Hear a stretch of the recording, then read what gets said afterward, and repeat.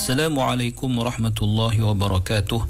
Innal hamdalillah nahmaduhu wa nasta'inuhu wa nastahdihi wa nastaghfiruh wa natubu ilaihi wa natawakkalu alaihi wa na'udzu billahi min shururi anfusina wa sayyiati a'malina.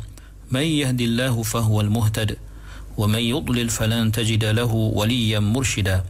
Ashhadu an la ilaha illallah wahdahu la syarika lah wa anna sayyidana Muhammadan 'abduhu wa rasuluh wa safiyyuhu min khalqihi wa habibuh. بلغ الرسالة وأدى الأمانة ونصح الأمة وكشف الغمة وجاهد في الله حق جهاده حتى أتاه اليقين.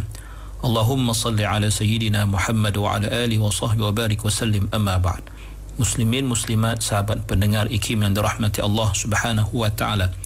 Marilah sama-sama kita mulakan pagi kita Yaumul Jumu'ah Sayyidul Ayyam dengan kita bersyukur kepada Allah atas segala nikmat kurniaannya kepada kita. Dan marilah sama-sama kita buktikan kesyukuran dengan mentaati segala perintah Allah, melaksanakan segala suruhannya dan menjauhi segala larangannya. Mudah-mudahan Allah Subhanahu wa taala melimpahkan taufik dan hidayahnya kepada kita, khususnya dalam kita berusaha memahami kehendak-kehendak Allah melalui ayat-ayat Al-Quranul Karim. Muslimin muslimat yang dirahmati Allah, kita berada pada ayat yang ke-187 daripada surah Ali Imran. Allah berfirman, أعوذ بالله من الشيطان الرجيم وإذ أخذ الله ميثاق الذين أوتوا الكتاب لتبيننه للناس ولا تكتمونه فنبذوه وراء ظهورهم واشتروا به ثمنا قليلا فَبِئْسَ مَا يَشْتَرُونَ. Yang bermaksud, dan ingatlah ketika Allah mengambil perjanjian setia dari orang-orang yang telah diberikan kitab, iaitu demi sesungguhnya hendaklah kamu menerangkan isi kitab itu kepada umat manusia, dan jangan sekali-kali kamu menyembunyikannya. Kemudian mereka membuang perjanjian setia itu ke belakang mereka, serta mereka menukarkannya dengan mengambil faedah dunia yang sedikit. Maka amatlah buruknya apa yang mereka dapati dari penukaran itu, yakni kalamullah dan janjinya. Muslimin muslimat yang dirahmati Allah Subhanahu wa ta'ala, kalimat al-mithaq dalam ayat ini merujuk kepada suatu perjanjian yang telah dimeterai, yang telah diterima oleh pihak-pihak yang terlibat dan diputuskan dan diikat dengan suatu janji setia. Maka Allah Subhanahu wa ta'ala telah pun mengambil atau membuat perjanjian ini dengan golongan Ahlul Kitab. Maka apakah isi perjanjian itu? Yang pertama, mereka hendaklah menjelaskan, memberitahu isi kandungan Alkitab, iaitu berupa hukum hakam dan juga segala berita dan perkhabaran. Adapun yang kedua, mereka tidak dibenarkan untuk menyembunyikan apa sahaja yang ada dalam Alkitab itu.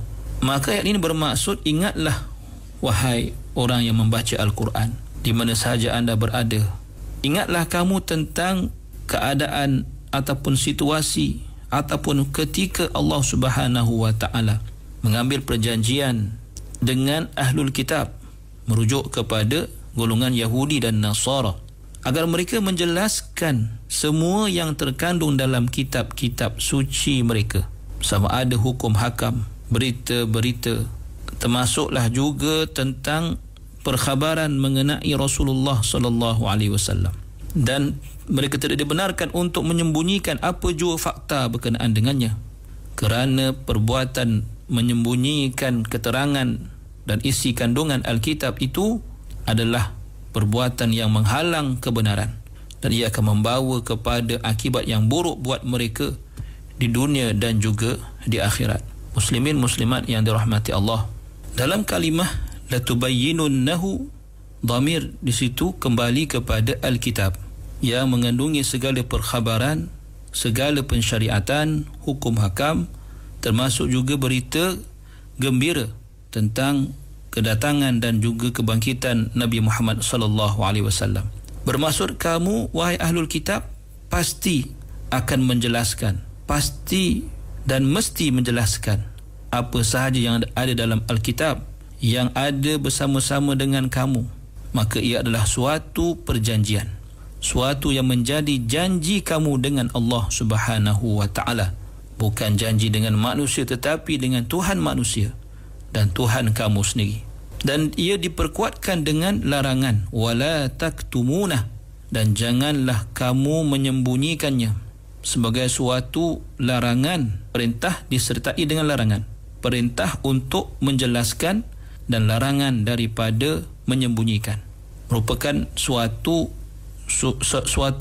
arahan yang jelas yang Allah Subhanahu wa ta'ala berikan kepada ahlul kitab, dan dijadikan ia sebagai suatu mitsaq, sebagai suatu perjanjian dengan Allah Subhanahu wa ta'ala. Namun apa yang berlaku? Yang berlaku ialah ahlul kitab, terutamanya para ulama dalam kalangan mereka, telah cenderung untuk mengkhianati perjanjian mereka dengan Allah Subhanahu wa ta'ala. Dan ia merupakan suatu yang telah Allah dedahkan di dalam ayat ini dan ayat-ayat yang lain dengan firman-Nya, fanabadhuhu wara'a dhuhurihim washtarau bihi thamanan qalila fabi'sa ma yashtarun. Kalimah nabadhuhu daripada kalimah nabadha bermaksud ahlul kitab, Yahudi dan Nasara, yang telah berjanji atas nama Allah untuk menjelaskan isi kandungan kitab dan wahyu yang Allah berikan kepada mereka dan tidak menyembunyikan apa jua dalamnya, isi kandungannya, telah tidak menepati perjanjian tersebut. Bahkan mereka meninggalkan segala perjanjian itu dan mencampakkannya di belakang mereka dengan penuh kehinaan, dengan penuh tindak tanduk orang yang degil dan orang yang ingkar terhadap perintah Allah.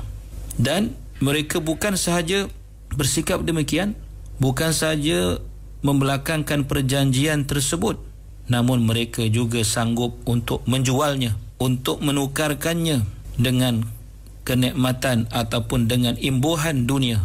Bermaksud mereka bukan sahaja tidak mentaati perjanjian itu dengan membelakangkan apa jua yang terkandung di dalam perjanjian itu, bahkan mereka sanggup menyelewengkan kitab yang Allah Ta'ala turunkan kepada mereka, mengubah isi kandungannya.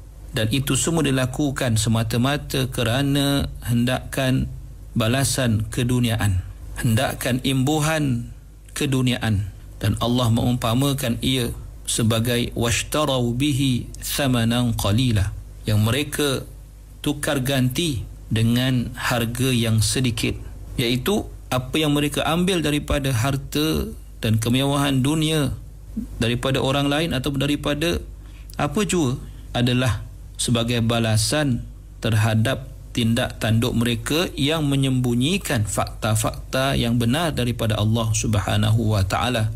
Dan ia sama sekali dan pastinya semata-mata untuk mengikut kehendak nafsu dan syahwat mereka yang batil itu.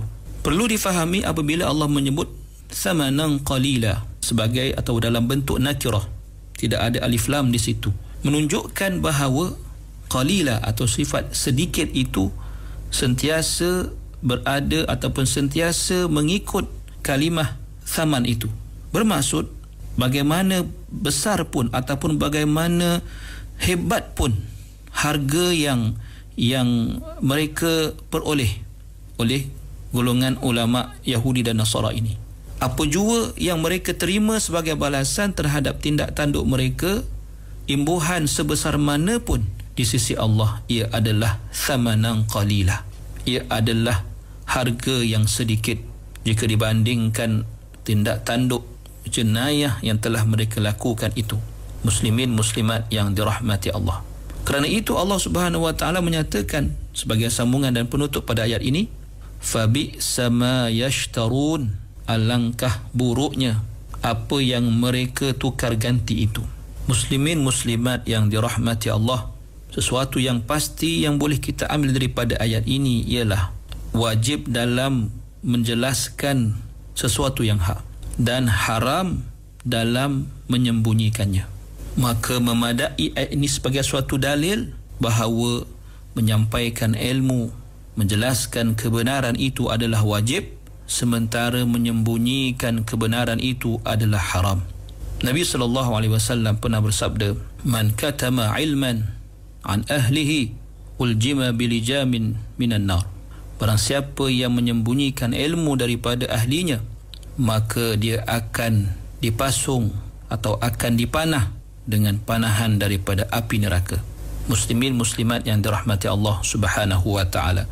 Imam Ibn Kathir menyatakan dalam tafsirnya tentang ayat ini, beliau mengatakan bahawa ini adalah suatu penghinaan dan pada masa yang sama suatu ugutan dan ancaman daripada Allah Subhanahu wa taala kepada ahli kitab yang telah membuat perjanjian dengan Allah Subhanahu wa taala melalui lidah para anbiya dan para rasul bahawa mereka akan pasti beriman dengan Nabi Muhammad sallallahu alaihi wasallam.